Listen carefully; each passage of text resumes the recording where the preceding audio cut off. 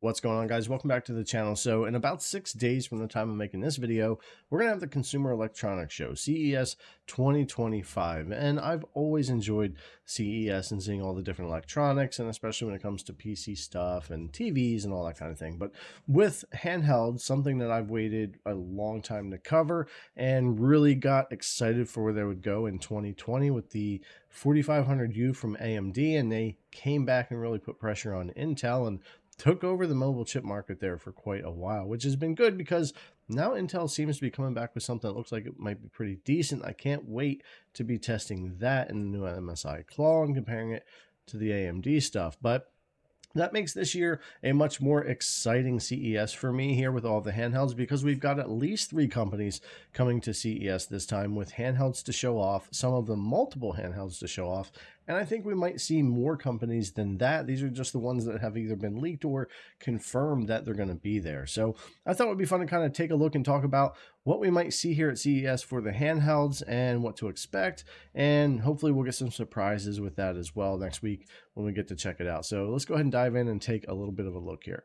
So kind of a quick recap of what we know is going to be there. We have MSI coming with their Claw 8 and 7 AI Plus with the next generation of Intel chips, which so far seems to be being pretty well received. And some people even have their MSI Claw videos out there already for this. Mine is probably coming in about 2 weeks when the pre-orders start going out, but looking forward to testing that, and it looks pretty good. We've also had Lenovo come in with a Legion Go S black version that should be SteamOS, a Legion Go S white version that should be Windows based, and then the full-fledged next generation Z2 Extreme Legion Go 2, which is the one I'm most interested in, though that Steam Deck version, or the SteamOS version rather, could be really cool. And then we also recently got news that I've covered here of Zotac coming with their new Zone 2 device, hopefully gaining them some momentum after kind of stumbling out of the gate, having a late release with the original Zone. So definitely them looking to kind of catch up and keep things going there. And that's kind of what we know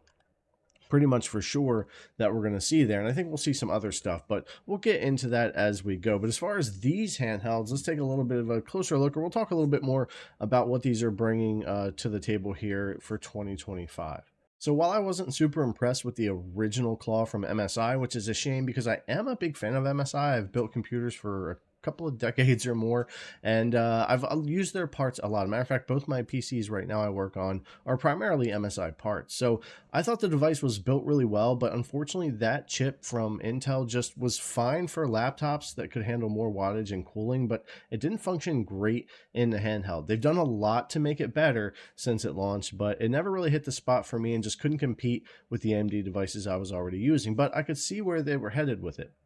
Now, I don't have my hands on the new MSI Claw yet, but I do have mine on pre-order, and from what I'm seeing, this next generation of Intel chips is very competitive and really beats their last gen that they had in the MSI Claw. So seeing them refresh to 2 versions, the Claw 8 and the 7, and being at that $799 and $899 price point, really isn't too bad. Intel's always a little bit more expensive, and so far MSI's build quality has been pretty good on these devices. So we'll see what we have there when this comes out. I'll definitely be checking this one out, but MSI definitely has my attention when it comes to CES this year in 2025. Now, another one of the big players coming into CES is going to be Lenovo, of course, and they're bringing their Legion Go back. And I've always enjoyed the original Legion Go. My biggest complaint with that device has been that they've kind of dropped the ball on software support and driver updates. They are still updating, and we did get a recent update, but still didn't bring things up to where people wanted to see it on the device, and there's still some bugs and quirks and stuff that everybody deals with. But ultimately, I always really enjoyed the Legion Go, and I still do. But them bringing 3 versions to CES, it looks like, and with Valve there to present, and Microsoft, it's going to be a big show from Lenovo. We're going to have the Go S with SteamOS supposedly there, and a representative from Valve there. We're going to have the Legion Go S with Windows there, the smaller version with the Z2 chip should be more competitive on the price point as well. I'll really be interested to see if we get to that $399, $499 price point for those 2 devices. That would be really interesting on those. And then, of course, the full-fledged Legion Go 2 that we're going to get with the Ryzen 2 Extreme on that one, which is definitely the device I'm most interested in, but just because I did like the original one, and this looks much more refined. And yeah, it should be interesting to see how that works out. But yeah, Lenovo is coming in a big way to CES in 2025 with probably 3 devices and quite a show. So I'm really looking forward to seeing what they can pull off there. But yes, I want to see better software support in the future as well. So hopefully when they get these out of the gate, they'll have some time to dedicate to catching up on that and keeping up with that in 2025 and beyond. And the third device that we had confirmed that's going to be there, they confirmed right from Zotac, was their Zone 2 with the Ryzen AI 300 series.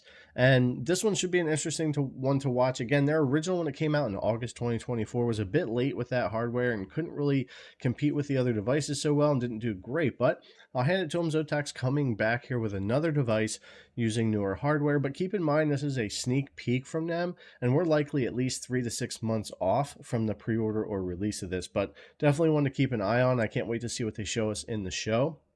I also mentioned in my news video for this one that the design of this device, if they keep it similar with the touch pads and the extra room for the buttons on the face and all of that, not only for Windows, this would be a really good SteamOS device and might be a way they want to go and look into. Or like I've said before, hopefully soon Valve will get us that SteamOS version that we can install ourselves on devices. But of course, we have to have the driver support and everything there too. But they've done a good job on like Bakelite and stuff working that out. So I'm sure Valve could get that ready as well. But yeah, really interesting to see what Zotac brings to the table with that one. Now, besides MSI, Lenovo, and Zotac, I think we will see some surprises at CES when it comes to the handhelds. This market is growing, and I believe it's going to continue to grow. It's something I've been looking forward to for 4 or 5 years, since 2020. And in 2022, when the Steam Deck launched, and I know there were plenty of other handhelds, but when the Steam Deck launched, that was the point. That was the jumping off point I was waiting for. That's when I really jumped in on the handhelds here for the channel and getting a bunch more here for me to play on. I've always been a handheld gamer, so it was great to see that floodgate open up and all these bigger companies working on these. So it's a market that's emerging. It's going to take time, but I think it's going to continue to grow. And I think 2025 is going to be a big deal for that. And other companies might want to jump in there, Acer being one of them. They announced their Acer Nitro Blaze 7, and we haven't heard much other since that. It was originally announced with the Ryzen 7 8840HS, a 7-inch screen, a bit of a smaller device, and that type of thing. And it's been a bit quiet since then. So I'm wondering if maybe they might show up with something. And maybe the reason why it's been a bit quiet is that they could be changing hardware to stay keeping up or making some other changes to the device. It's hard to tell, but I'm sure since they had something to show off that was completed quite a few months ago, that they haven't given up on it, and we'll see something from Acer when it comes to their Nitro Blaze 7. Could see that at CES. I'm not sure who else might come with something there. I mean, Razer's always on the table with, they make so many laptops and stuff. They could show up with a decent handheld. NVIDIA could always wind up wanting to do one of their own.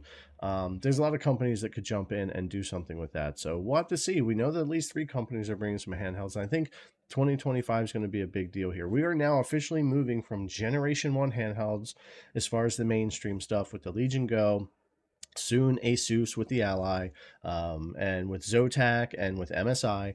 We're all going into Generation 2, leaving behind the older chips to the next-gen chips with these companies moving to full-fledged second-generation handheld devices. So we should see refinements in the build quality, the design, and in the performance. And I, for one, am really excited to see what all we get out of these handhelds in 2025 and see where we are a year down the road here when we're talking about all this again. But anyways, guys, I'm really excited for CES this year to check it out and see what we get for handhelds. It's definitely a big year for handhelds at CES, and hopefully we'll see some surprises and some other companies jump in there. So anyways, guys, let me know what you think we'll see there, or what you're excited for this year, what handheld you're maybe holding out for and wanting to grab, since we are really moving into that next generation of handheld PCs.